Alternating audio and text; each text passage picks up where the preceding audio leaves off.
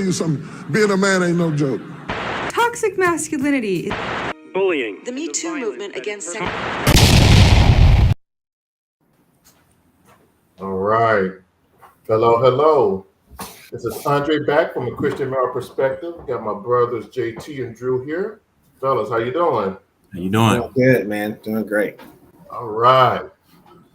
Well, you guys read the title, so you see the topic.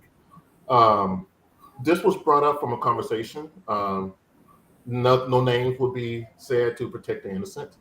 But the question brought up is, how do Christian men who are trying to be Christians, how do we handle if the wife is the primary breadwinner?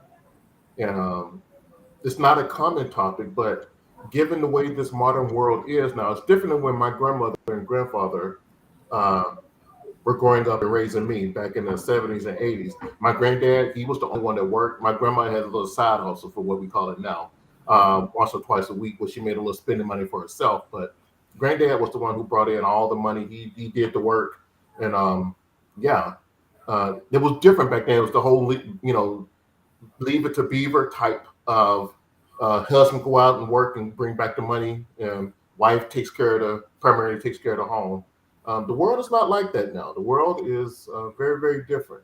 And we have many women, many young ladies who are very successful in their careers and successful in what they're doing. So as a Christian man and as a Christian lady, how do you navigate that scenario? How do you deal with it in such a way that your family can be successful and truly prosper, not just financially, but spiritually and emotionally as well? So that is our topic for today. I have to start off with a couple of statistics. Now, you know how statistics work. You have to source several of them before you can kind of really get a good picture of what's going on. But they're fairly consistent that women are outpacing men as far as graduating college. And Drew, I know you got several daughters, JT as well. I have one daughter who's about to graduate high school. But I Drew, I'd like to start with you because you working in the education field and you kind of see things firsthand. So what has been your experience when kind of watching the guy-girl dynamics as far as education, importance of education and performance? Can you give us a little insight into that? I think the biggest thing that I've seen is just the lack of motivation, honestly, when it goes back to it. Now that can steer from a lot of different perspectives. Of course, I've only been in education 3 years now. Of course, I started when the pandemic happened, so there was a whole big transition that happened between that period with just the way we taught education, and so I had to kind of learn how to do the asynchronous teaching and things like that while trying to get my Texas teacher's certificate. But I think this past year has been like a kind of like a tried and true year as far as being in the classroom the whole entire time. But we're still dealing with a lot of kids who have that that stress of dealing with COVID, and it's a real thing, man. They actually lost a lot of education between that time, so a lot of them still had a lot of growing up to do. But what I say that I can't see it again when it comes down to the male students that I see in the class, predominantly, man, they're just not motivated. I try to talk to them one-on-one just to let them know about how to carry themselves as being a man in the roles of a man. But when I say it's always left field, it's like they look at me like, I don't know what you're talking about, And I think a lot of that comes from, again, the households that they've been raised in. And, most of my students that I have to, make contact with parents, or we have to have, the meetings and stuff with, 90% of those students, they come from a single, single household, honestly. And, where the mom is there, she's the primary sole provider, and she's providing everything. She's providing the nurturing, the sheltering, the finances. And so it's definitely a bit of a gap. So that's just kind of what I'm seeing on the front end. Wow. So that's definitely a good experience, prior experience.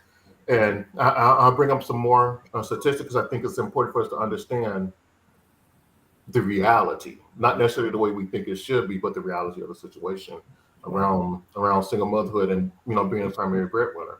JT, you in the military, correct me if I'm wrong, but it is predominantly male, correct? As far as the actual, but there are increasing number of ladies joining the military. What have you seen as far as the ladies joining, and as far as their ambition, good word, Drew, that you used there, their motivation as far as pacing men?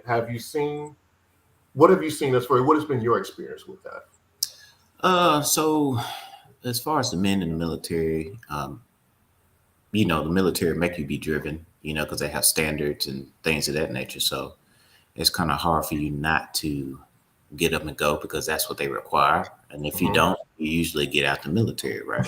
Fair. Uh, the women in the military usually pick the wrong guys, um, normally, Mhm.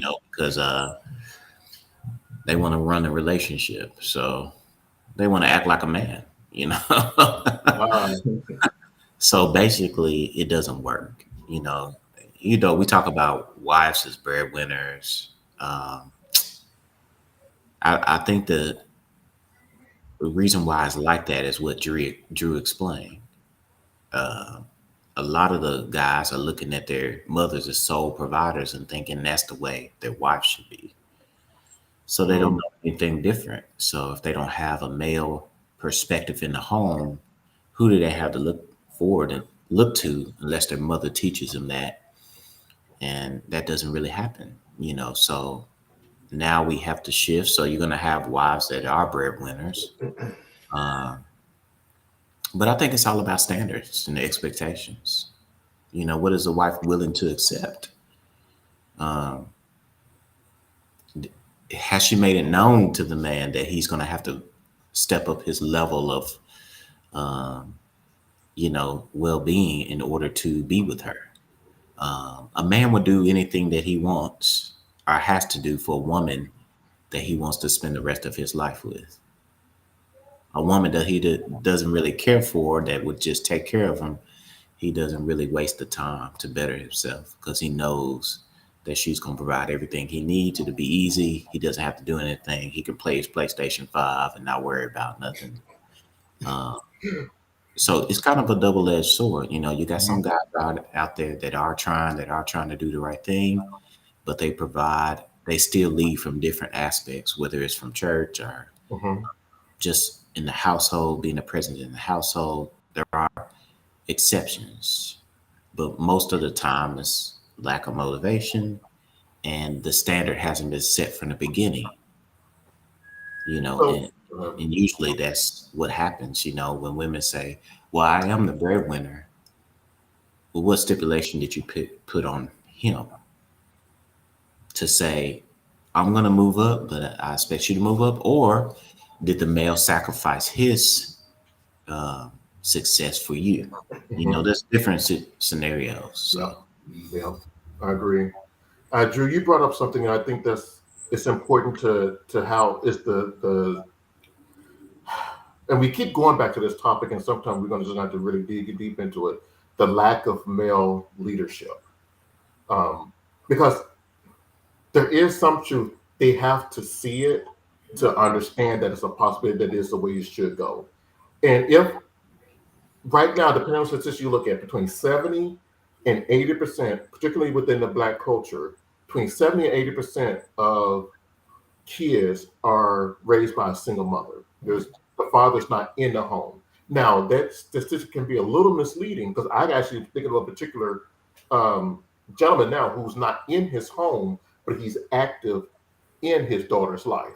So that 70 to 80% is true, but it can be a little misleading. So I think the number is yes, that's 70, 80% where the husband is not present with the mother and the child. But there are guys I know that are actively involved in their child's lives, even though they're not with the mother. Of course, there's all types of dynamics with that. But even in that scenario, I still think it's not quite the same as to being there, you know, more. And you can over be there, but you got to be there some to kind of show that example. And if you have a lot of young men, and this is we're talking about wives of the breadwinner, and men lacking the ambition, what are some ways that we can potentially help these young men gain the ambition. I don't know if you can teach ambition. I don't even know if that's even a possibility. But are there any ideas that we can have to, if you got a lady that's out there who has a husband, he's I hate to use the word good guy, but he's a fairly good guy, but he seems not motivated. Are there any tips or suggestions that you can throw out um, to help the young man or to help the young lady deal with the young man? Yeah, and I would say the biggest thing, man, is like John was saying earlier. There has to be a standard. Either you're going to set the standard for the young man to come up to, right? What we do when we teach, because I'm teaching education now, so I have to teach, how do you get them from one level to the next? We actually have to get them to even process critical thinking. Okay, think outside of where you are right now. If this is the end all of the equation in a sense, or if this is all you're getting out of this specific scenario, how can you think outside of this in order to grow and expand your mind? One thing that I'm even doing now, like I said, with our automotive department, because we're trying to grow it and expand it. Of course, get more people involved, both male and female, because we're seeing a significant amount of females who are even being attracted more to the skilled trade industry, and they're doing really well in it. And the skilled trade industry right now is really doing really well. It has been for years, but I think it's been slept on for so long.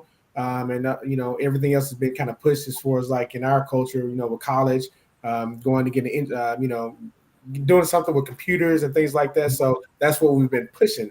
So everybody's slept on the skilled trade industry, which is much needed. We need construction workers. We need automotive technicians. We need plumbers and things like that. And these jobs are really good paying jobs too. Mm-hmm. They may not be glorified in the sense to where you got an office scenario. You actually have to work and use your hands. I think that's the biggest thing. You actually have to work and physically do the stuff.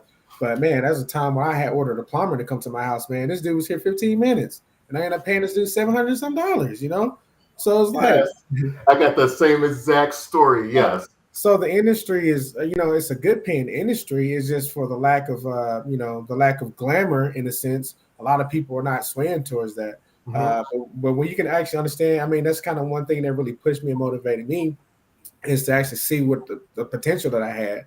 So that's what we're trying to do in our program now. And I actually am trying to take spearhead it to where I can go into the younger, like, the fifth graders, even, the elementary school to actually educate them to when they're already looking towards that pathway. And that way, we can kind of, let them see, hey, to get an education, yes, you do need it, right? Everybody needs an education. Education is important, but college or university may not be for you, honestly. Mm-hmm. But you need education though, because you need to learn, the fundamentals and the academics. That's going to be pushed over into everything. So I believe that just raising that standard, it's going to be key. Now we got a long way to go. It's not going to happen overnight, but at least if we can start implementing those things earlier on, we can start to see that, try to transfer it when they get later on in their young adulthood and their later teen life. Mm-hmm. So in the Bible, one of the things that strikes me as hard, we focus on. I'm in Ephesians chapter 5 for those who are listening. In Ephesians chapter 5, they talk a lot about we get the one husbands love your wives, or Ephesians 22, wives submit to your husbands as to the Lord. We hear that a lot, and we hear husbands love your wives as Christ loved the church, and those are very important. But if you read on further down to verse 28, it says this, and in the same way, husbands should love their wives as their own bodies. He who loves his wife loves himself. For no one ever hated his own flesh, but nourishes it and cherishes it just as Christ does the church. So to me, that speaks of a husband's duty to provide physically, the physical things, food, clothing, shelter, and all the bills and everything that go around that for his wife. To me, that's when I interpret that verse, that's what I interpret out of. Now, we are living in this modern world and inflation, man, eggs, we're paying $6 for a carton of eggs. That's crazy. That's things are expensive now. They're much more expensive than when my grandmother and grandfather, when they were living, we lived off much, much less. Now things are expensive. The average price of cars, just of new cars just top $50,000. And Drew, I know you're in the car industry, so you probably know more than that. I'm trying to find a used car for my daughter. It's probably going to be about $10,000 to $12,000. That's a lot of money, just for a used car for her to get to school and get to work. But it is what it is. So I understand that everyone cannot necessarily live the luxury life, but you have a wife, if she's working and she is bringing in significant income into the household. Um, are there some ideas and potential suggestions that we can give to families such that to help lessen that burden on the wife? That to lessen, I don't know, is there some suggestions we can give? And I'm thinking, so here's what you can speak, here's kind of what I'm thinking of. I watched this show called Tamron. There's this talk show with this lady, and they were talking about this topic, and I was watching it because of this very topic. I was YouTubing it, and one of the things they said was that if the husband makes 50,000, this was the kind of example they gave, and the wife makes 200,000 or whatever, why would they live in a house based on just his income and not live on a house based on their combined income? So in this case, the woman happened to be the primary breadwinner. 200 is way different than 50. So how can you see that scenario playing out in the context of from a relationship? How could you imagine that could play out? Well, there's certain things you have to be careful about when you're dealing with that. You know, you, and I speak for myself. I'll probably never be in that situation. Because of the way that I was brought up. You know, uh, it's just something that me and my family. I'm an excellent provider, protector. That's kind of what I do. Um, I have the motivation, I have the work ethic, so I'm gonna make it happen. It's my job to do that. Now, of course, if your husband makes 50 and your wife makes 200,000, uh, it depends. Because this is the thing. This is how I know that there might be some devil seeping in. If women were okay with it, they wouldn't bring it up as a topic. True. So if you have a woman that says, "Hey, what do you do when you're the breadwinner?" Well, either you're seeing other men that are making the same thing that you're making at work, and you're not looking at your husband anymore as that provider. Like I said, it has to be a joint effort. Did he sacrifice for you to work those late hours? Is he picking up the kids? Is he doing those things? Those are questions we have to have, because that's something that you're going to have to do, because it allows you to propel to your success. You just don't make $200,000 and put the work in, and then you're taking care of the kids. I know, hopefully that's not happening. But if it is happening, then you're raising that question. You know, how is it that he's making this, but I'm making this? What do you think about that? And we have to understand, like I said before, it's not 50-50. It's never that in a relationship. When you're married, it's you figure it out. My wife makes more. She's making 200. She's a breadwinner. She's doing this. I might still be the financial mastermind. I might still set the budget. I have my 50. I might do what I need to do. Um, but I still need to have the ambition, because at some point I'm going to want to elevate as well as a man, and that comes around being around the right people, not hanging with the right crowd. So I do get motivated, hanging around people that's smarter than myself. It's a lot of things. So it's kind of a tough situation unless you hear really what's going on in the home. So a man is a provider. That's true. but he can provide more than just the monetary aspect. And I think that's what the woman has to understand, that a man is more than he's the leader of the home, he does this, but he's more than that. It's not all about the money. Now, women make it about the money sometimes because that's what they fantasize about. They want a guy that's going to make the money. They want a guy that's going to do that. They want a guy that makes more than them. That's what they want. But how was it before you was making the money?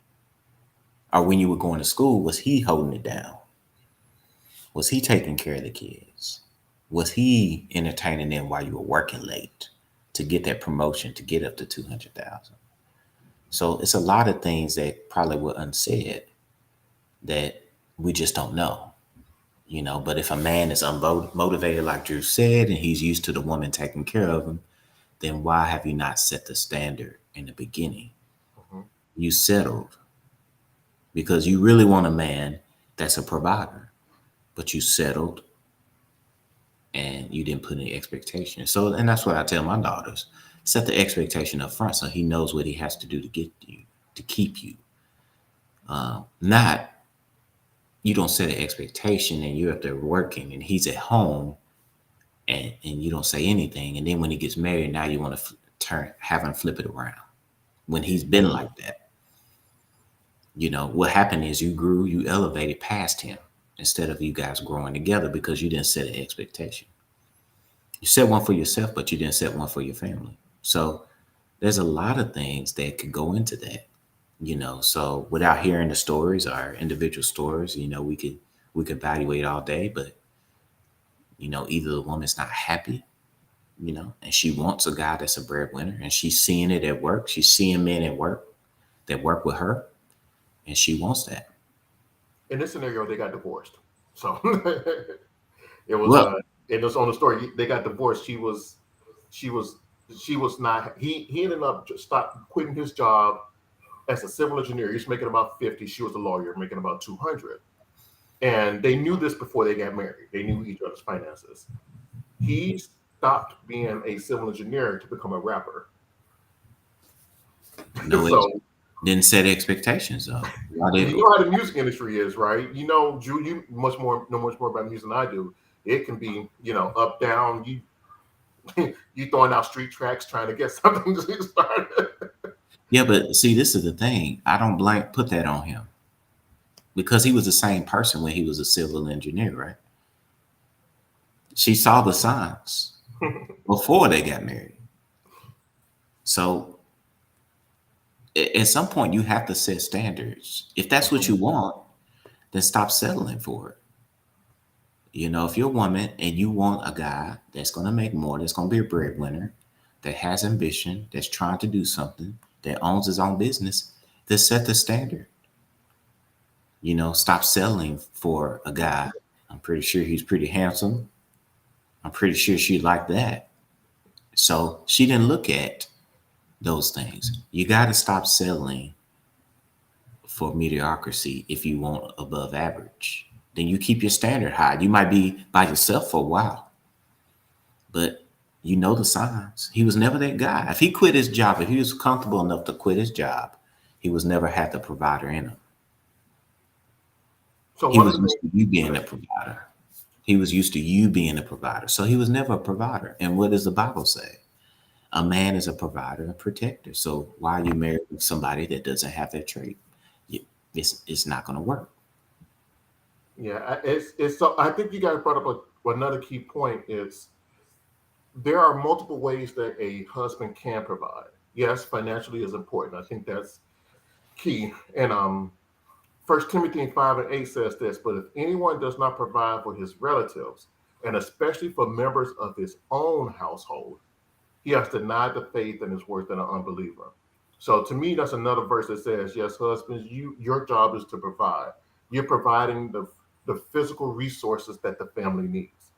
Um, but if as a husband, even let's flip it around. Let's say you're the primary breadwinner. You're bringing in 200 and she's not even working. Let's say for the, do you still feel the responsibility when you get home to to balance out the chores. That's I can imagine flipping the other way with wives being the primary breadwinners when they get home, even if their husband work.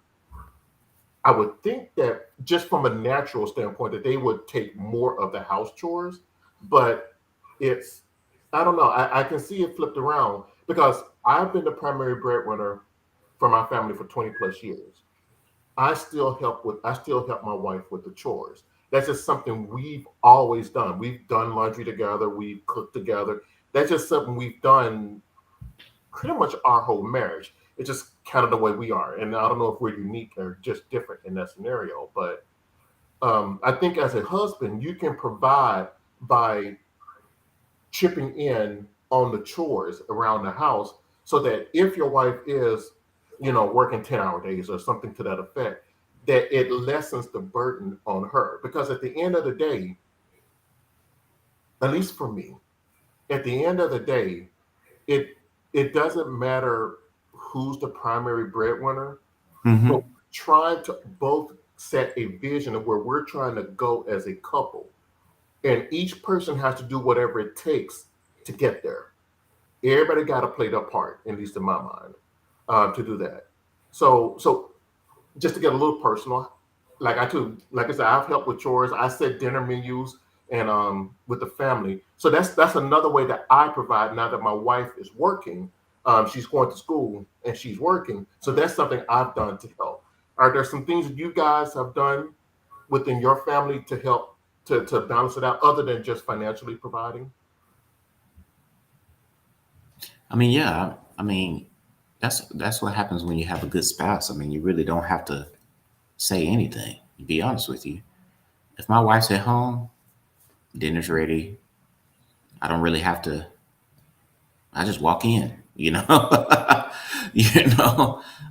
if I'm at home, I'll make sure dinner's ready. Hey, you want me to wash these? I can wash these clothes. I can do that. So really don't have to ask. Like I said, it's all about finding that partner up front. You really just lead your family when you have the right spouse. There's really no compromise because you're naturally going to do these things. If I was working and my wife was at home, I wouldn't have to ask. Wouldn't even have to have a discussion about her doing more around the house. She would do it automatically. I wouldn't even have to say anything. Um, and vice versa. If I'm at home, it's already expected. I'm gonna cook dinner. I'm gonna go get these kids. Things of that nature. And sometimes she'll ask me, "Hey, you're at home. I can just swing by and get them." I'll be like, "No, I'll get them." So it's just, I think it's all about expectation, lowering the expectation.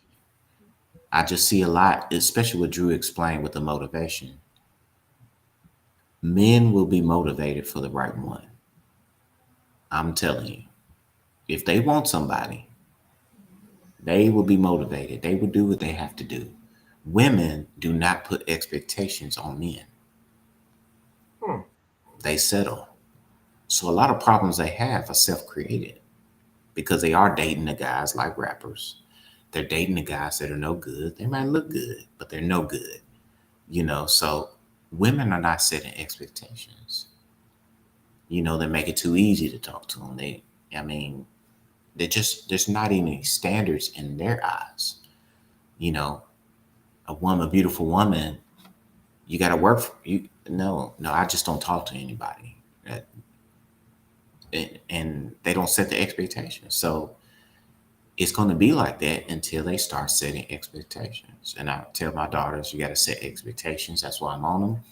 Uh, Andre, that's why you're like, he's got to have this. Well, that's true. He's got to have it because when you can't take care of your family anymore, you're no longer on this earth. You expect a man to, pick up those reins. Hmm. So women have to set the expectation so men can be providers and protectors. And if you don't have a guy that doesn't want to do that, he'll tell you, he'll show you, and you got to leave him alone. You got to walk away. So we don't have these conversations. We don't have conversations of, well, I make more. And, but like I said, 200,000 a lot. And let's give an example of a millionaire came. Mm. Well, she's looking for something different. She's still looking for a man, but she's looking for a man in different aspects. So You said they can. her standards have lowered Mm-hmm. as far as a man, but she's still looking for a protector. In some ways, looking for a provider, not in a monetary sense, maybe in the social or mental sense. So it's all about expectations of a woman. It's really, I'm a provider. That's what I am. My wife knows that. So of course she would be attracted to me, um, because I am an excellent provider. I'm a protector. That's what I am naturally. There's no getting away with that. So she wouldn't talk to me if I wouldn't, so, and I wouldn't talk to her if she wasn't the way she was. So it's about expectations up front. And males really don't have any now these days. That's the problem too. But women definitely don't, because they always choose, like I said at work, they choose the wrong person. They're just going off the outside appearance. They're not looking at, they're not doing a deep dive. So to me, I think it's expectations. So women, if you start putting expectations on your men up front when they're trying to talk to you and things of that nature, it'll help you when you do get married, because you probably ain't marrying that guy. So Drew, one of the things that I had a friend, and she asked me to come along. She had a group of young men, and she asked me to come. It was a group of young men and women. They were doing an outing, and she asked me to come along to be a kind of a mentor and a guiding voice to some of the men. And these were high schoolers, about to graduate, about to, they're not adult. And one of the guys and girls were dating, and I don't know how we got on this subject, but it was and he brought up the idea like, yeah, baby, when we get married, we can make each other work. We're going 50-50. We can make that thing happen. And I had to stop him. I probably shouldn't, because it wasn't my child. But I had to stop him because the young lady was there. I'm like, so you mean to tell me you're going to force this beautiful young lady to have to work? You're going to basically have to put her out there for other men and women where she has no choice about the scenario. This woman you said you love, you're going to give her no option to not have to do that, to not take care of your home? He's like, yeah, because it's hard out there, because I can't do this by myself. And he just could not wrap his head mentally. And again, maybe it's because he hadn't seen it. I don't know his background is, where he came from. Maybe he just never seen it. But he couldn't even wrap, and I say this, it was a he, it was him and her, because she was expecting to go out. They could not wrap their mind around the idea of her not having to work, if that makes sense. Right. And And go yeah. ahead. And you know what? That may be okay, depending on if they're trying to reach the end goal together.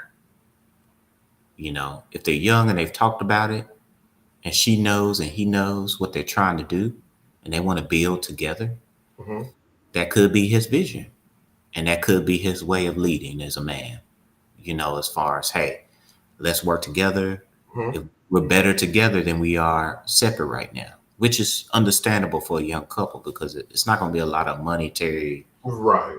gain. So that's understandable. But like I Yeah. said, there's different ways to lead. Now, if he takes the reins and say, hey, here's our plan. We're going to work together for right now. You go to college, finish up. I'm going to work. I'm going to keep working. Then I'll go after you finish. You get your career, then I'll get mine. It's kind of like a discussion. Um, A so shared vision, I think, is what's needed. a But shared vision is a what's shared needed. vision is, to me, that's the key, is the shared vision. Yeah. And within the shared vision, you kind of work. Talking to them, it wasn't that. It was that he like I said, he just mentally couldn't wrap his head around. It was basically an impossibility for a single income. And I don't know, Drew, Maybe have you had a chance to observe? I know you got your kids are much younger, but have you observed anything like in the high schools? Kind of, is there like like culture? Kind of, what is the mentality or the mindset? Yeah, and it's a total culture shock too, because honestly, I see most of the younger females, that's what they're doing. Like they're feeding into it, and it's like, man, this dude ain't doing nothing. But yet still you still talking about all the stuff that you're gonna do and you're gonna do, and he's just like, yeah, what I'm saying? It's like, I don't get it. Again, that's just not how I was raised, what I'm saying, as far as like where we just, had to sit back and the woman is gonna do everything. And even going back though to Adam in the garden, God put him in the garden to take care of the garden, right? He was in charge, totally in charge of everything. God saw, he's like, it's not good for man to be alone. So he brought him a help meet, right? Hmm. And when that happened, it didn't mean that Adam was to take his, step back. He still had 100% responsibility of the garden. It was his assignment. And we even then we see the where he did try to take the seat back, it caused problems, right? It messed up the whole thing. So Yep. I don't think that at any point the man can ever really take the seat back.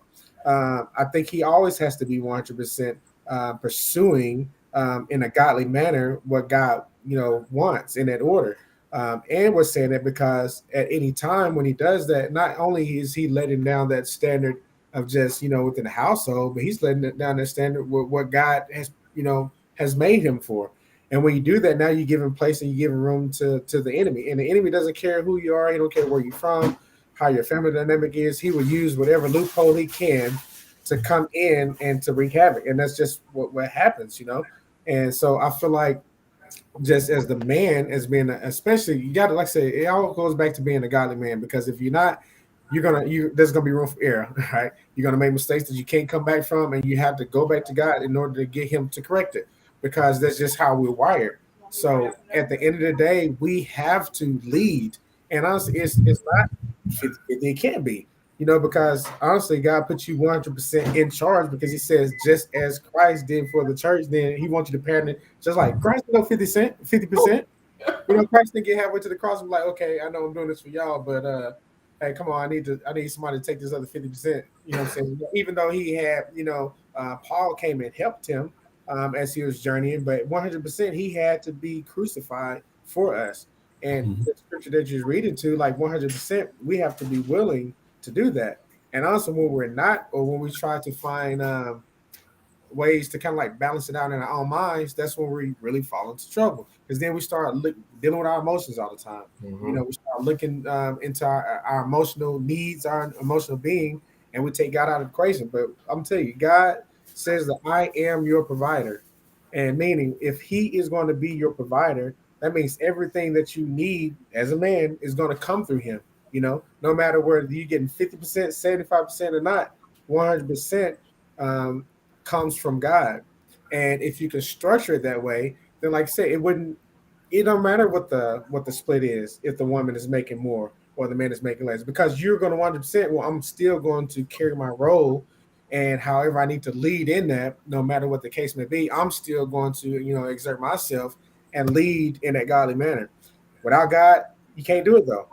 That's what the word says. With man, it's impossible, but with God, all things are possible. So that's what we have to fall back on.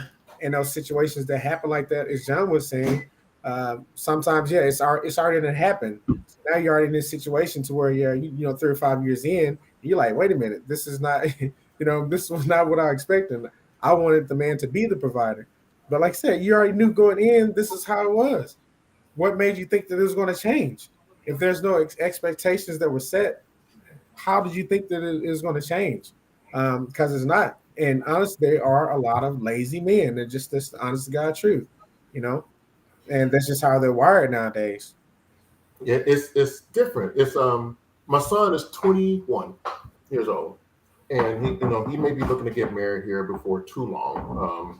I'm not gonna give anything else away, but before too long. So one of the things that I've stressed to him and I've taught to him is that your one of your responsibilities is to be the financial provider for your home. Now, you're just starting off, which means it's going to be tough. There's no way around it, right? So one idea I gave him was that try to live off of whatever you make, so that whenever she comes in, if she starts working, don't change what you're living off of. Let's say he's making 50,000. Those are easy numbers out there, and you guys are living off of 50,000 now, primarily off of 50,000. You got your bills paid for, food, transportation, off your 50. She comes in and say she has another 50. Make it easy math. Don't change. What the advice I gave him is don't change the way you're living, right? Don't go buy, instead of being in a $100,000 house, don't go buy the $200,000 house now, right? Because if you do, you're basically telling her, babe, you gotta work now, because we're basing the housing, or we're basing us buying the new car or whatever it is off of your income being required now. So if you wanted to have children down the road, you may get 6 weeks off, but I need you to come back to work, right? If you're having a tough mental time and you need to take a sabbatical for a year, right? You can't do that. You can't take a sabbatical for a year now, because we based our lifestyle off of what you make as well. So that's the advice that I've given him is base your lifestyle for you and your family off of whatever you bring in. Mm-hmm. And then if she brings in more, kill any debts you may have. First and foremost, kill any debt, because that's the biggest thing that stops a lot of people's wealth. After that, start saving. Look for investment. Find other people who are smarter than you to take the money that she's making and invest. And the reason why I go that route is that I'm looking at Proverbs 31. They talk about the virtuous wife, right? So one of the things that says that it says about her as the virtuous wife, she is an entrepreneur. So one of the things that she does is that she considers a field. This is Proverbs 31:16. She considers a field and buys it. From her profit, she plants a vineyard. To me, that sounds like someone that's investing. You may not be buying a field, but you may be buying real estate with her money. You may be investing in the stock market of her money, Mm-hmm. right? You're using her money to elevate you guys further ahead. But if she decides, you know what, this is too hard. Or again, for me, if she decides, man, it's time for me, it's time for us, God bless us with a child. And I want to be at home and I want to be the one to pour into our child for 5 years. Okay, no problem. Our lifestyle doesn't change, if that makes sense. So that's the advice that I've given my son. Um, you got children, let's say you got a young man out there who's 21, 22, 25. He's just starting off in his career. He's about to get married to a young lady. What particular advice would both of you guys give him as far as how to handle finances and how to deal with it? So for me, picking the right mate is very important, and there's a benefit, and I give my wife an example. She knew I was in the military. I said, "Hey, I'm in the military, so I'm gonna be gone. I'm not gonna be here." I told her up front, and I said, "I'm not getting out of the military right now. I'm just gonna lay it out there. If you want to marry me, you're gonna take this uniform with it for at least 20 years." I said, "Because I got a plan. I'm not giving it up." I said, "I might deploy. I might be gone. I might have to leave." I laid it all out there. And she was okay with it because I handled business when I was at home and I provided for the family when I was away still. But I would not be able to do those things if she wasn't the woman she was. Mm-hmm. So even though I was a provider, she was elevating me in a different way, allow me to be a provider, because there was no stress when I left home. There was no nagging. There was none of that because I was gone. She understood everything. She took care of the kids. She knew she made sacrifices. And today, like I said, my retirement is my retirement. I don't have to work. I have a 6-figure retirement that I get monthly because the way my wife sacrificed. So I'm good. I don't have to. I'm making 6 figures whether I go to work or not. And that's a prime example of how having the right helpmate can elevate you. Now we're doing more because now I decide to still work, Mm-hmm. and I'm elevating more. And now we're switching. I'm elevating her as she did me. So I'm elevating her. Hey, go back to school. You can go back to school. You need to do what you got to do. What do you want to do? I'm pushing her. So I guess my deal is making sure that the young couples have a plan to share vision, taking that provider role and understand that your wife has just as much a play in that role as you do. Mm-hmm. And then working together to elevate that. So in 20 years or 30 years from now, you can look back and say, okay, we're set. We're good. It's basically what me and my wife did. Let me go get this. Let me set us up for success so we don't have to work again. So my wife ain't got nothing to worry about because regardless, when she stops working, Mm-hmm. we already got retirement. It's enough. My retirement is enough to take care of this whole house without both of us going to work. We can make it. So her working is just bonus. And we're not talking about the Social Security, but whatever she brings is a bonus. Whatever I bring in is a bonus now. So now we're in a different mindset. And it's all because we work together. Mm-hmm. And I took the provider approach. We had a shared vision. And here we are, elevating. So my thing is to work together, Mm-hmm. discuss things as a family, have a shared vision, but understand everybody's part in it. Nobody's devalued just Mm-hmm. because you're going to work working all the time. Don't devalue your wife because she's doing things to elevate you. Amen on that. So that's my advice.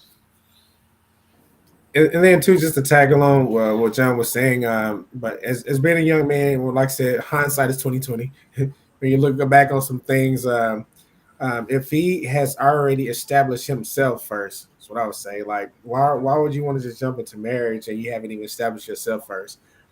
Get yourself established. Like, get your credit score to where it needs to be. Get some money set aside in the savings account. I would say even go as far as if you don't have your own house, have everything situated to where you can buy your own house versus trying to get an apartment. The apartment limit ain't no joke. And then when you think about the investment part of it, if you do get into apartment, I get it. Everybody's some people have to start there. Hey, I was in an apartment, but like I said, hindsight 2020. Had I known what I know now, I would have just had myself in best position. So I would have, went ahead and got a house first off because it's one of the best investments that you can make if you utilize it that way. In order to get established better. And then set a rule like with your money. Like you was talking about, if you're only living off that one income, then just stay living off that one income. And there's another interesting rule, and I think I got most of this from The Richest Man in Babylon, but it's like a 50-30 10-10 plan. 50% of your finances. When you get that 50%, it automatically is going to go to your needs, right? You need shelter, you need food, you need transportation. Let it go to your needs. That other 30%, that's going to go towards your expenses. Like, okay, how can I live within my means? And that's going to, go along with your bills that you accumulate, whether you can afford Wi-Fi or not. Some, I'm just being honest about it. Sometimes Yeah. people just have stuff and they can't even really afford it, but everybody else has it. But you may not be in that predicament right now to where you can do that.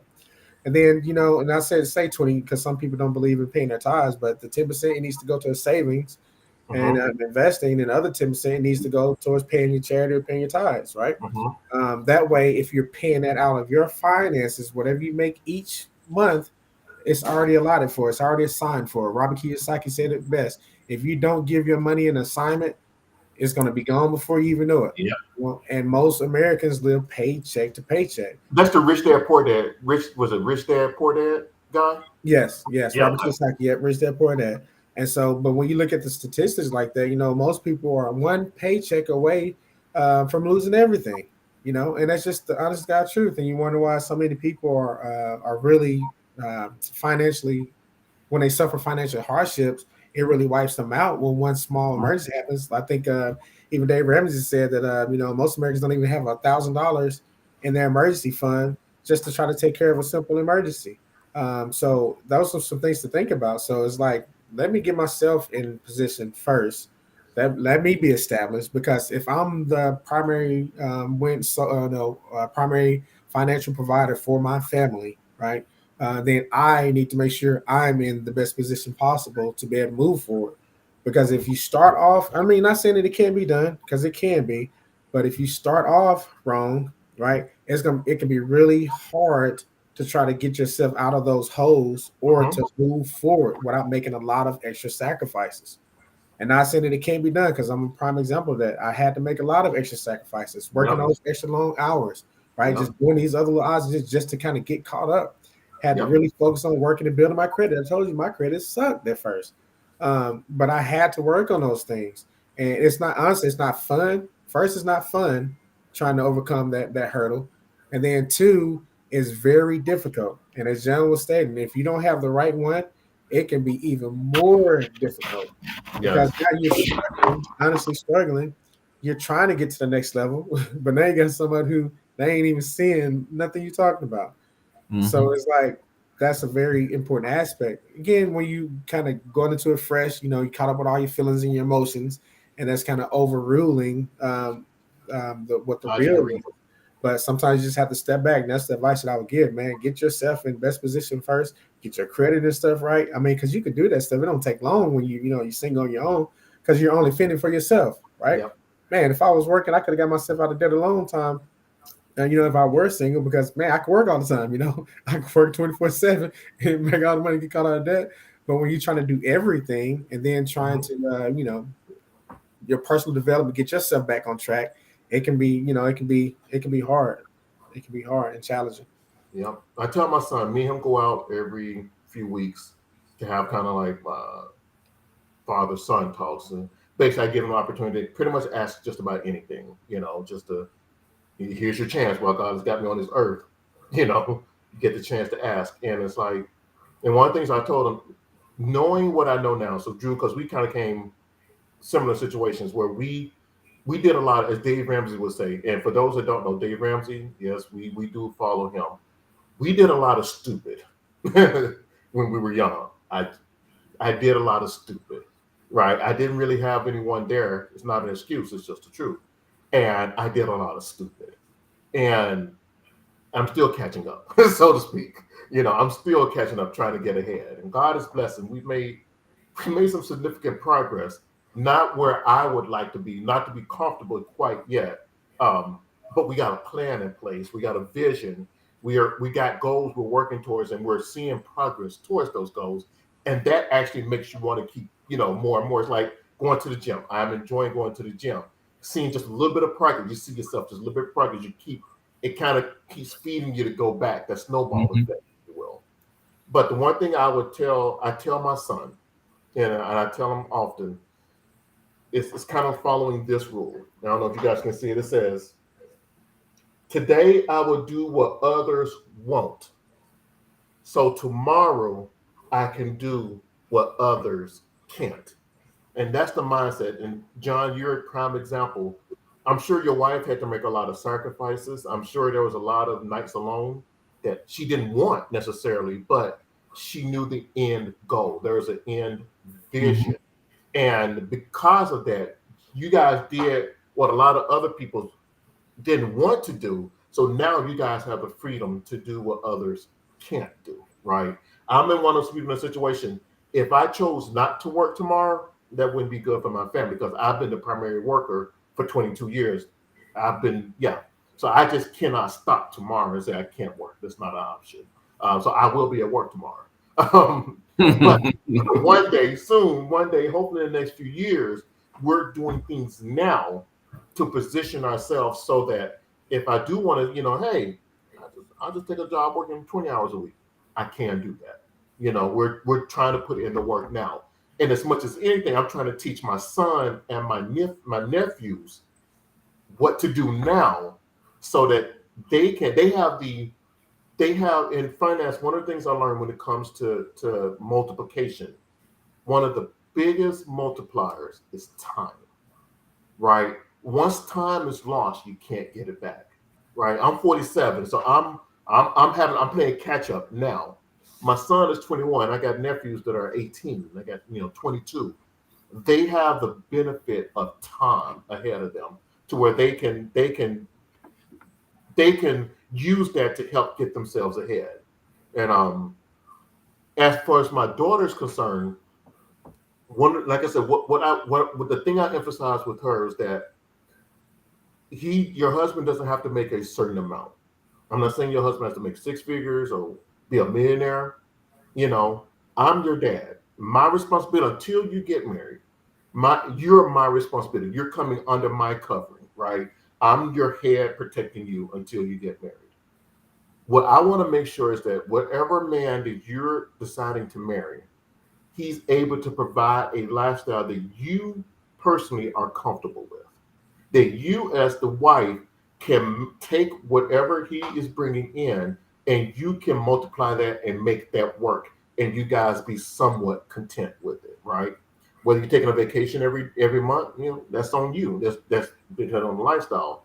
But as long as he's providing spiritual cover, he's providing spiritual protection, he's providing that spiritual covering for you, that's primarily what I'm looking for. And if he is, I'm looking for him to have a mindset and an ambition to provide for you. Because again, as we read, husbands love Christ as Christ loved the church, taking care of their needs, right? Right. I expect him to want to take care of your needs, right? So that's something I'm expecting. That's something I expect of my son with the wife he's going to marry, to want to take care of her needs.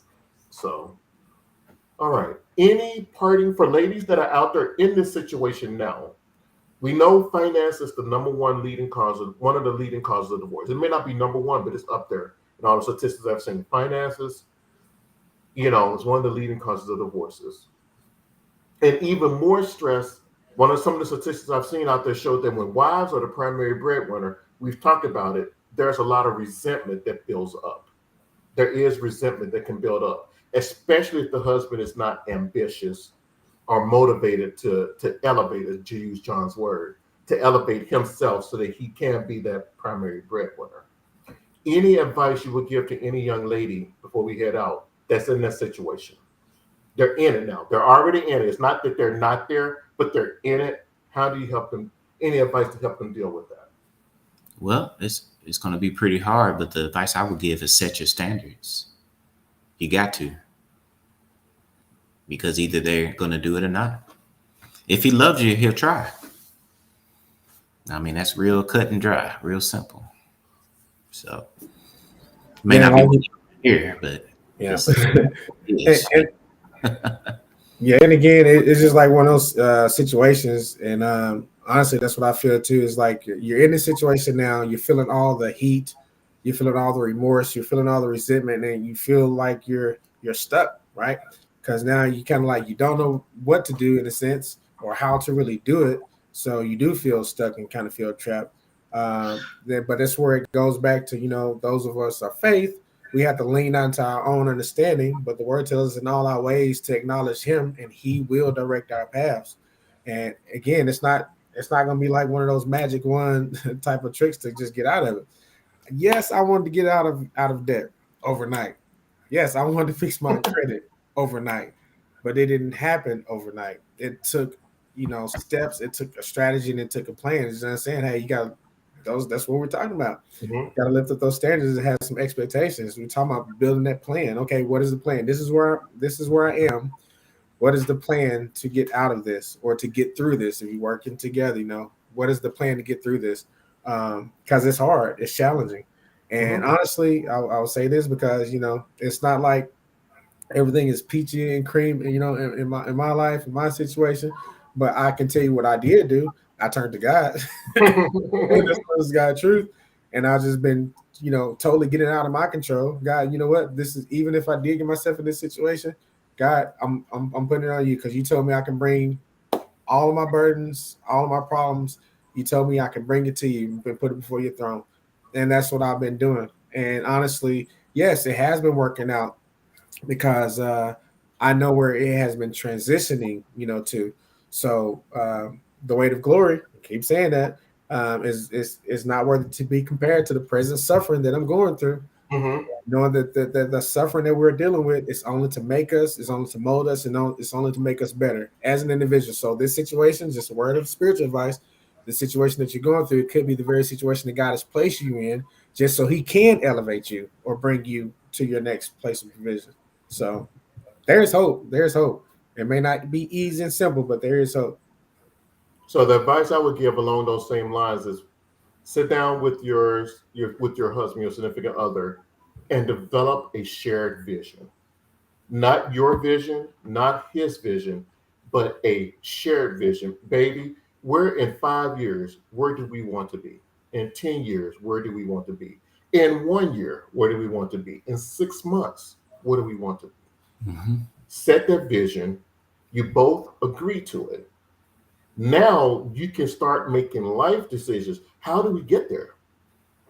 Right? It's not just going to magically happen. It's not, no Fruit Loops. No, no, they're not magically delicious. Lucky Charms. It's not like that, right?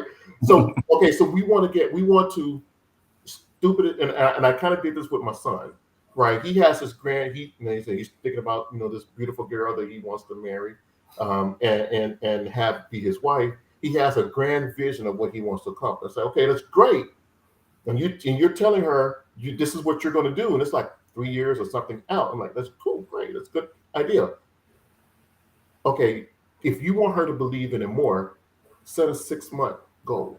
And babe, in 6 months, this is what I'm going to have done, because they're not married yet, right? So they're not mixing finances. In 6 months, this is what I want to have done. Do it and show her. In 12 months, this is what I want to have done. Do it and then show her you did it. That builds confidence, that builds trust, because you've said you're going to do something and you've done it. So much of it about developing a shared goal. It's great to have 10-year goals, 5 years goals, but have those 6-month goals, 3-month goals, so you can feel the momentum. It's like getting to the gym and losing that pound. You see it, and you just build on top of the good successes that you have. And number 2 is, this is hard, ladies, but I believe it is true because it's coming from the Word of God. In 1 Peter 3, verse 1, it says, wives, likewise, because Peter talked to the husbands first, now he's talking to the wives. Wives, likewise, be submissive to your own husbands, that if some of them do not obey the word, they, without a word, may be won by the conduct of their wives. So in other words, if you're with a guy, he's not falling in line with God's word. He's not having that ambition, that desire to be that provider that God has called men to be. You can, by your behavior, by you still being a godly wife, you could win him over.